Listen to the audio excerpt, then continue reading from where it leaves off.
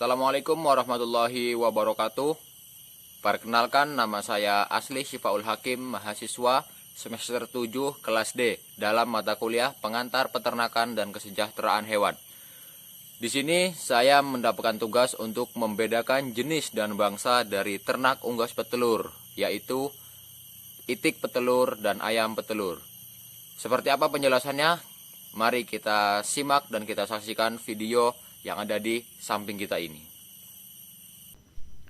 Yang akan kita bahas untuk pertama kali atau yang akan kita bahas terlebih dahulu adalah tentang ayam petelur.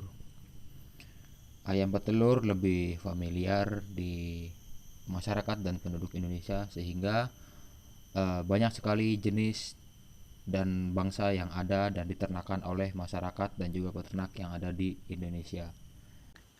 Jenis yang pertama yaitu ayam Isa Brown. Ayam ini berwarna coklat tembaga. Pada awalnya, ayam ini berasal dari Prancis dan mulai dikembangkan pada tahun 1978.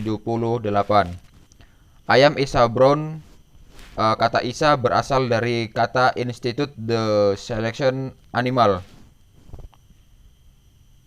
Ayam ini mampu menghasilkan 300 butir telur per tahun dan mulai berproduksi pada usia di angka 18 minggu. Kemudian keunggulan lain dari ayam ini yaitu mampu dan mudah beradaptasi dengan suhu dan kondisi yang ada di Indonesia. Kemudian yang kedua yaitu ayam Lohmann Brown. Ayam ini berwarna coklat dengan variasi warna putih di sekitar leher. Ayam ini merupakan persilangan dari Rhode Island dan White Rock. Ayam ini mulai bertelur pada usia 18 minggu dengan jumlah 300 butir per tahun atau lebih. Kemudian ayam ini lebih kuat makan, akan tetapi dalam segi ketahanan penyakit, ayam ini lebih kuat dan tahan dengan penyakit sehingga apabila dipelihara maka akan lebih memudahkan dalam proses pemeliharaan karena tidak ketergantungan dan juga tidak mudah terserang penyakit. Selanjutnya yaitu ayam Arab. Ayam ini populasinya sangat sedikit di Indonesia karena tidak banyak masyarakat yang memeliharanya. Ayam ini dalam mengkonsumsi pakan jauh lebih sedikit dibanding dengan ayam-ayam yang lainnya. Akan tetapi produksi telur dari ayam ini cukup tinggi.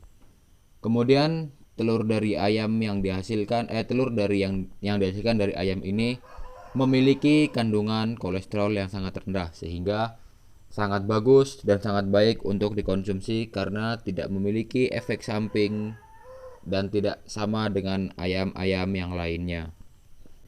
Selanjutnya yaitu ayam kampung.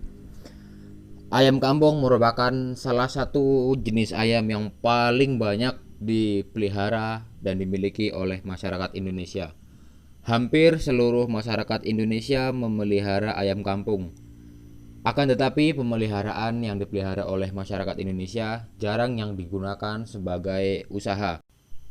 Pemeliharaan ayam kampung biasanya hanya digunakan sebagai ternak sampingan yang ada di setiap rumah-rumah masyarakat. Biasanya ayam tersebut digunakan sebagai untuk menghabiskan makanan-makanan sisa yang dihasilkan dari suatu rumah tangga. Pemeliharaan ayam tersebut juga tidak dilaksanakan secara intensif karena biasanya diumbarkan. Kalaupun tidak diberi pakan oleh sang pemiliknya, ayam tersebut mencari makan sendiri di alam liar. Ayam ini dalam memproduksi telur terhitung cukup sedikit karena biasanya ayam ini dipelihara untuk diambil keturunannya sehingga telur yang dihasilkan cukup sedikit. Selanjutnya yang akan kita bahas yaitu mengenai itik atau bebek. Dalam hal ini itik atau bebek yang kita gunakan yaitu itik atau bebek petelur. Itik atau bebek petelur banyak sekali diproduksi dan dipelihara oleh masyarakat atau peternak yang ada di Indonesia. Pemeliharaannya pun bervariasi, ada yang diumbarkan, ada yang dipelihara secara intensif, dan ada yang dipelihara secara semi intensif, yaitu dikandangkan dan sebagian waktu diumbarkan.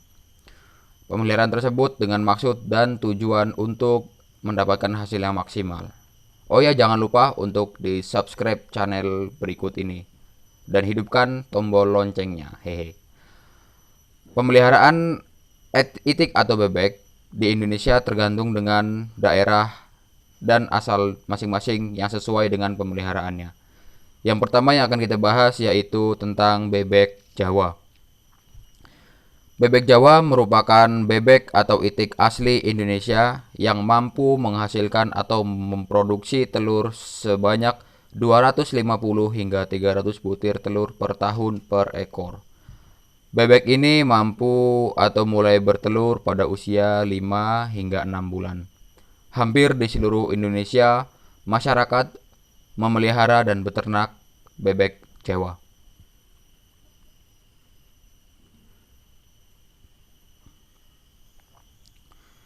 Selanjutnya yaitu bebek Mojosari.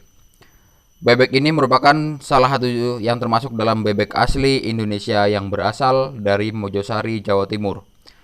Perawakannya kecil namun memiliki telur yang besar.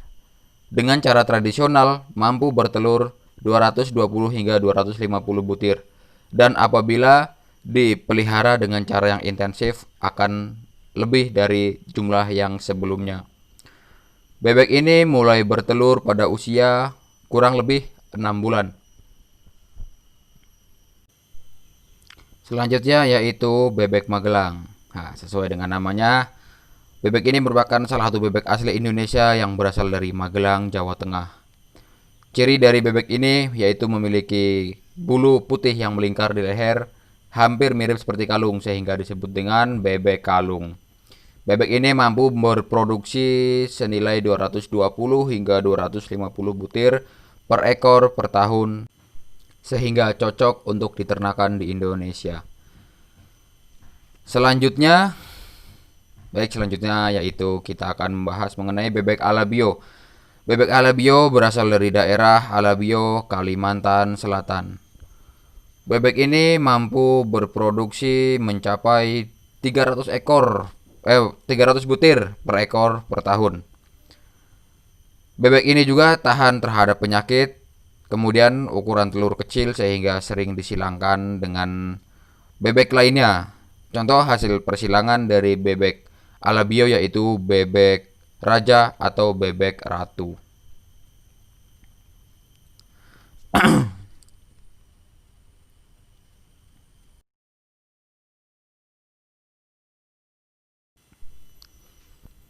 Nah, selanjutnya yaitu kita akan membahas tentang bebek ratu atau MA2000 yang merupakan bebek hasil persilangan dari antara indukan Alabio dan pejantan bebek Mojosari.